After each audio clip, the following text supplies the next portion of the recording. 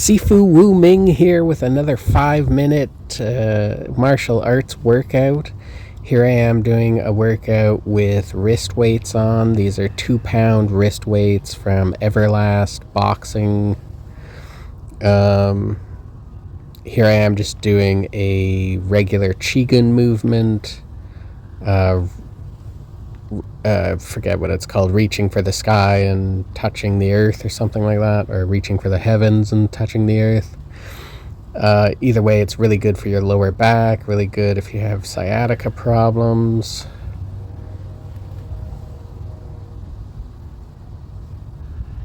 Doing it with the weight obviously makes it a lot more, you're burning more calories and you're getting more benefit, more tone, more muscle, etc.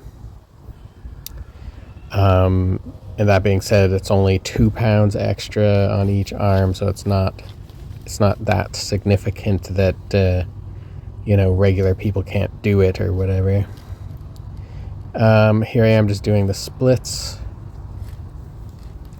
I had done quite a bit of a leg workout the day before, so I wanted to make sure I stretched pretty good.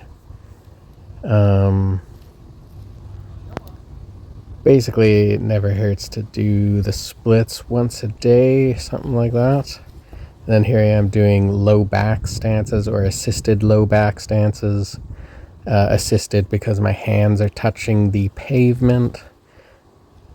I can do this, and it's actually much harder to do the actual low back stance and then alternate between them. I will show that in a different video sometime, I'm sure, but I didn't do it this time.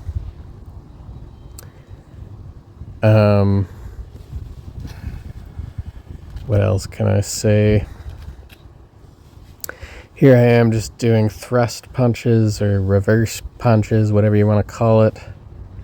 Again, with the wrist weights on. And then I'm just going a little bit faster. The first time I did like 10 for technique, and then 10 a bit more for speed and power, but still not actually 100% or anything. Here I am doing a high rising block, or Gedan Uke.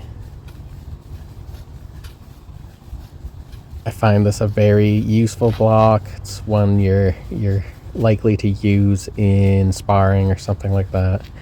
It's a very useful block, or parry if you want to call it a parry. Here I'm just doing still weight in with holding my arms out in this triangle position, but also if you notice, I'm still in the Shikodachi as well, so I'm getting benefit to my legs as well. This is a upper body and lower body workout at the same time. And then when my legs give out, I just stand up like this, because clearly you can keep going further with your arms than you can with your legs in this case. This is a wonderful exercise to do. I think anyone should add it to their martial arts training. I also think probably they already do it in most dojos or whatever. Most teachers probably teach something similar anyway, and it's a great exercise.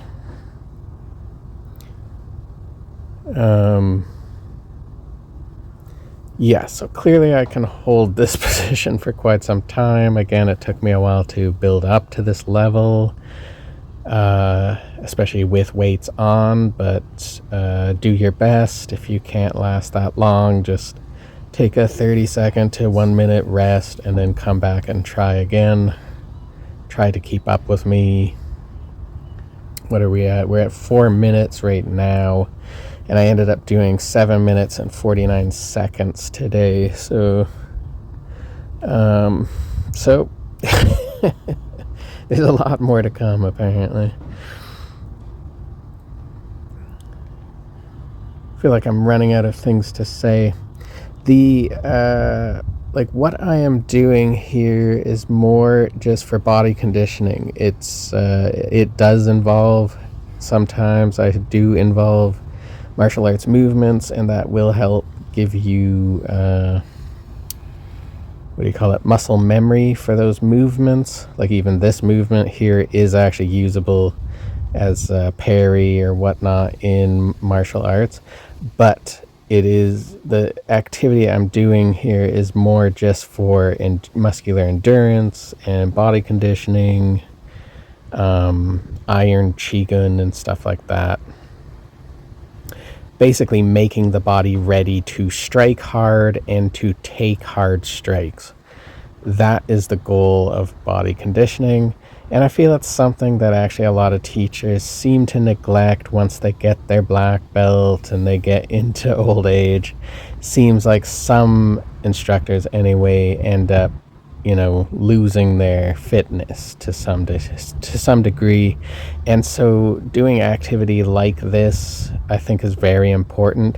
A lot of people will say, like, techniques and sparring and all this other stuff is important, but if you ask me, being in good shape, being in good conditioning is very, very important in a fight.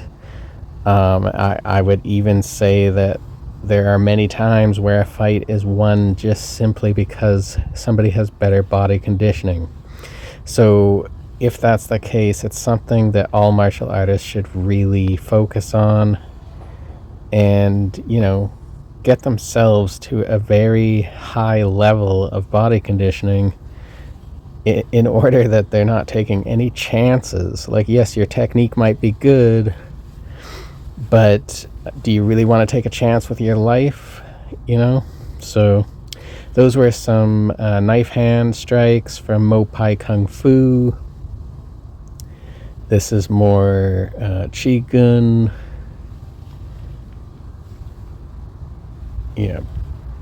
These are just various different Qigong movements, again done with the wrist weights.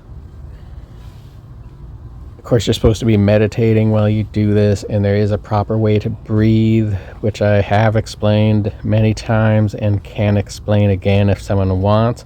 If anyone has any questions, just ask and I will make a video to respond to those questions.